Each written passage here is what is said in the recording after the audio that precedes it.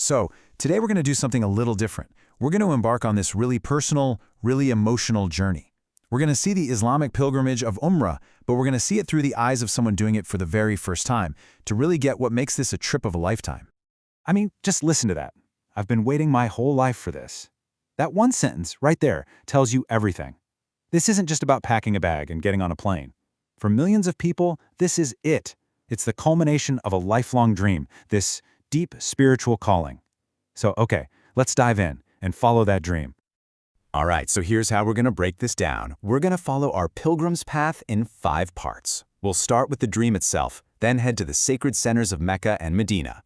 We'll even do a little climbing into history and then wrap it all up with the lessons learned along the way. Okay, first stop, a lifelong dream begins. You know, this journey doesn't actually start at the airport. It starts way before that, in the heart. There's this whole spiritual preparation you have to go through first. So, let's get on the same page. What is Umrah exactly? Well, you might have heard of the Hajj, which is the big, obligatory pilgrimage that happens at a specific time of year. Umrah is a little different. It's voluntary. Sometimes they call it the minor pilgrimage, and you can do it anytime. And to kick things off, a pilgrim has to enter this special state of purity. It's called ihram. And it's not just a state of mind. There are physical things you do. You cut your nails, you don't wear any makeup or perfume. The whole idea is to strip away all those worldly distractions so you can just focus your mind and soul on God.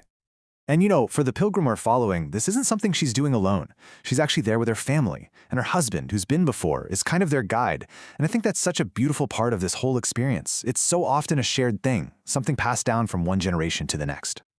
All right, now for the main event. We're arriving in Mecca, the sacred center. This is really the spiritual heart of the Islamic world, the absolute focal point of the entire pilgrimage.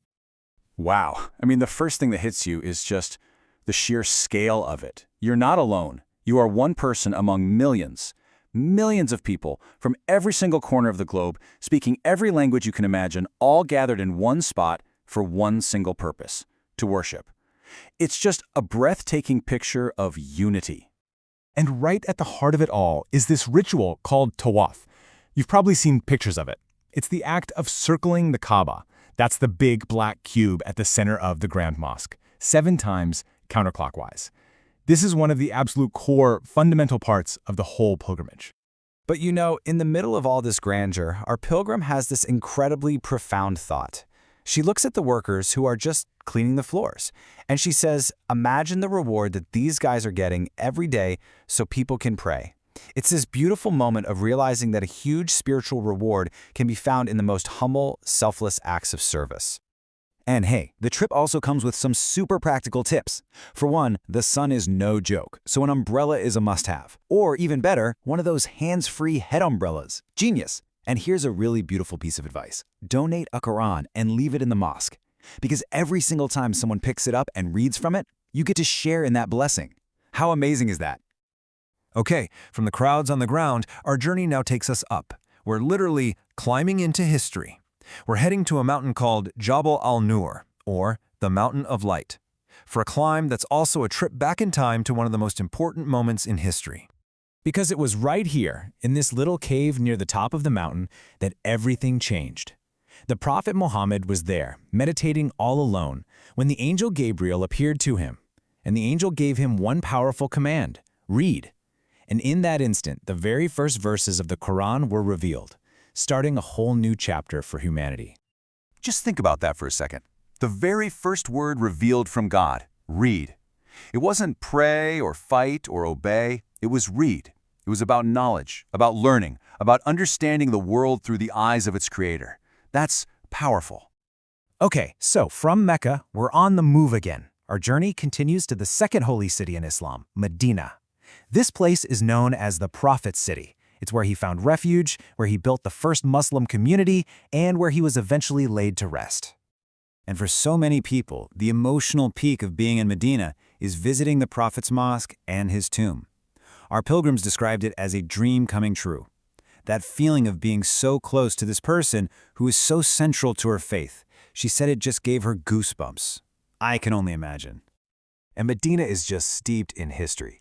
I mean, you've got Masjid Quba, which was the very first mosque ever built in Islam. Then there's Jabal Uhud, a mountain that was the site of a really important early battle. And this one is amazing. The Garden of Salman al-Farsi, where the Prophet himself planted 300 date palm trees to buy a man's freedom. Every single spot tells a story.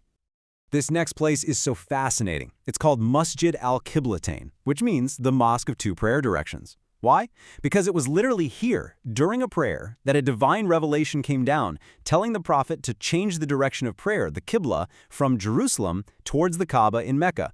Can you imagine that, being in the middle of a prayer and suddenly everyone just turns around? Incredible. All right, so we've been through so much. After all these incredibly powerful experiences, what are the big takeaways? What does a pilgrim actually carry home with them from a journey that they've been dreaming about their entire life? You know, I think this chart really sums up the emotional roller coaster of the trip. It starts with that amazing feeling of a lifelong dream being fulfilled. Then it moves into this deep, powerful spiritual connection you feel at all the holy sites. And then it ends with this really profound, bittersweet sadness that you have to leave. And that really brings us to the big question, doesn't it? Beyond the photos and the memories, what does a journey of faith like this truly leave behind? What changes inside a person? And I think the answer might be right here, in this final thought. She says, I truly feel so sad leaving this place, but inshallah next year again. So the journey leaves behind this ache, this longing to be back in a place of such peace. But it also leaves behind this powerful seed of hope and a prayer, inshallah, God willing, that you'll get to return. What a beautiful way to think about it. Thanks for coming along with us on this journey of a lifetime.